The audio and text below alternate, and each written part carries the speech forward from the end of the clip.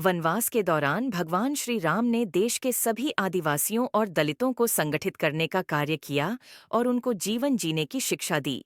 उन्होंने देश के सभी संतों और उनके आश्रमों को राक्षसों, दैत्यों के आतंक से बचाया था। अपने 14 वर्ष के वनवास के दौरान भगवान राम ने भारत की सभी जातियों और संप्रदायों को एक सूत्र में बांधने का कार्य किया। चित्रकूट में रहकर भी उन्होंने धर्म और कर्म की शिक्षा दीक्षा ली।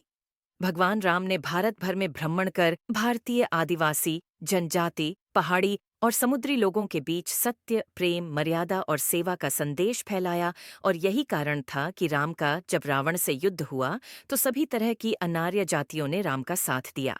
भगवान श्री राम कहते हैं कि पृथ्वी लोक एक ऐसा लोक है जहाँ जो भी आता है उसे एक दिन वापस लौटना ही होता है।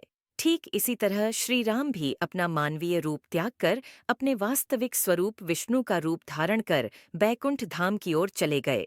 वनवास के समय भगवान राम 37 साल के थे। 2.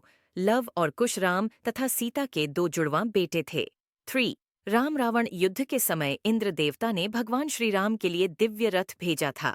4. भगवान श्री राम ने पृथ्वी पर 10,000 से भी अधिक वर्षों तक राज किया। 5. भगवान राम का जन्म चैत्र नवमी में हुआ था, जिसको भारतवर्ष में रामनवमी के रूप में मनाया जाता है।